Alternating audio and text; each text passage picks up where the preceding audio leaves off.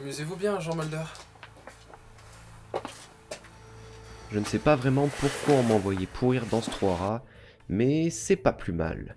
Voici la salle des affaires non classées, où repose la majorité des affaires qui n'ont encore aujourd'hui trouvé aucune explication.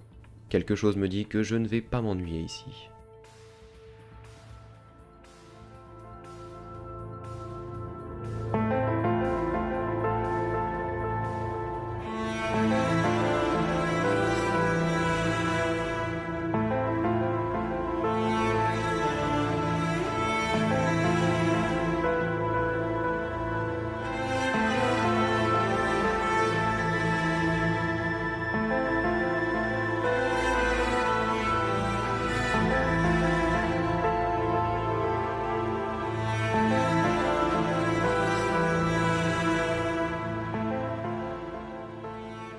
New York 1933, 4 ans après le krach boursier. Ce qui nous frappe en premier dans cette ville, ce sont les couleurs, les panneaux publicitaires, les lumières et les taxis, ces célèbres taxis jaunes qui sont gérés par la Yellow Cab Company fondée en 1915. Le jaune permettait de les voir de loin et c'est en 1967 qu'une loi est adoptée pour obliger tous les taxis de la ville à être jaunes. Si je parle des taxis de New York, c'est pour l'affaire non classée du taxi 18N. Trois dates sont à retenir dans cette affaire, 1918, 1933 et 1966. L'enquête commence par un premier fait. Une femme de 24 ans nommée Elizabeth Foster est retrouvée morte le 18 novembre 1933 et ce à bord d'un taxi.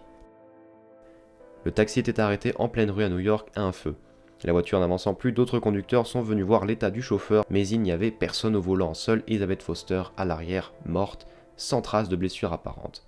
Le cœur simplement arrêté. Il y a 3 points particulièrement étranges à prendre en compte. Le premier, c'est que la voiture fonctionnait très bien avant d'arriver au feu et aucun passant ou aucun autre conducteur n'a vu quelqu'un sortir de la voiture.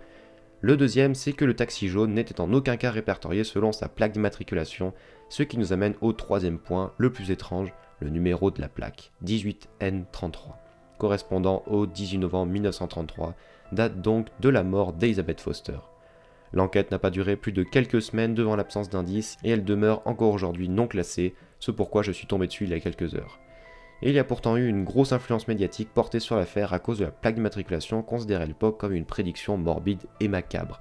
Mais aujourd'hui, nombreux sont ceux qui estiment qu'il s'agissait d'une pure coïncidence.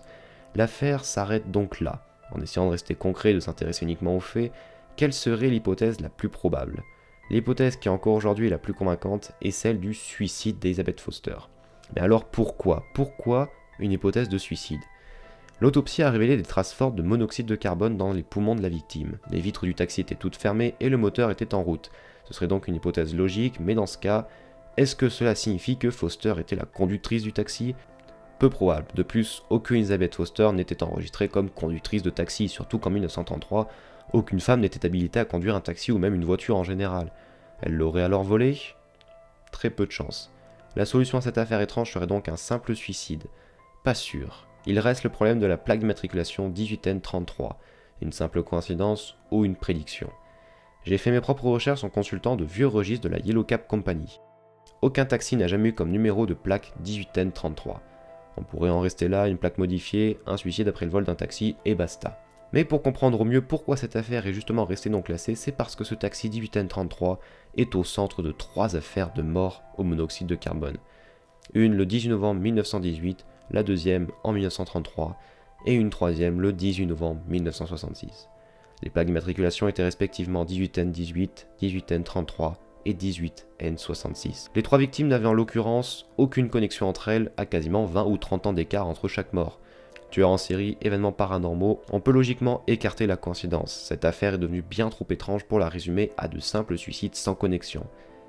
Cette affaire est l'une des plus incroyables de tout le XXe siècle, aucun indice retrouvé. L'affaire du taxi 18N a fait la une des médias en 1977 lorsque cette connexion entre les 3 événements a été découverte, puis plus rien. Plus personne n'en a plus jamais parlé, une mise sous silence totale. L'affaire a donc été refoulée au département des affaires non classées. Cela dit, une chose m'a frappé, quelque chose que personne n'a jamais fait remarquer dans les médias, une photo. Une simple photo, mais d'une voiture, dans la ville de Kings, dans le Maine. Une voiture dont la plaque d'immatriculation est 18N80. 18 novembre 1980. Une nouvelle mort pourrait arriver dans moins d'un mois. Probablement pas, puisque le taxi 18N80 a finalement été retrouvé dans un fossé à l'entrée de la ville de Kings, sans personne à son bord. Un accident? Très probablement, mais admettons que cet accident n'ait jamais eu lieu. Est-il vraiment absurde de se poser la question?